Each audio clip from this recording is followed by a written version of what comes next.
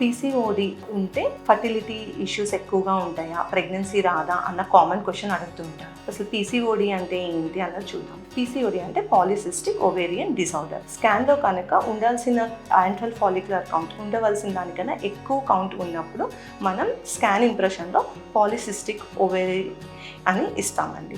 దాంతోపాటు అసోసియేటెడ్గా menstrual irregularities కానీ, thyroid issues, acne problem, menstrual problems ఇలా ఉన్నప్పుడు పాలిసిస్టిక్ ఓవేరియన్ సిండ్రోమ్ అంటాము. ఫర్టిలిటీకి దీనికి సంబంధం ఏంటి, పీసీఓకి సంబంధం ఏంటి అంటే యూజువల్గా నీటి బుడగలు అంటాము వాడుక పదంలో. పీసీఓ అంటే పాలిసిస్టిక్ ఓవేరియన్ ఫాలికల్స్ ఉన్నప్పుడు ఏంటి అంటే న్యాచురల్ ఎగ్ డెవలప్మెంట్ అనేది చాలా పూర్గా ఉంటుంది. న్యాచురల్గా జరగాల్సిన ఎగ్ డెవలప్మెంట్ అనేది జరగదు. ఎప్పుడైతే న్యాచురల్ ఎగ్ డెవలప్మెంట్ జరగట్లేదో అండాశయంలో ఎగ్ అనేది ఎదగదో అలానే అండం అనేది విడుదలవ్వదు.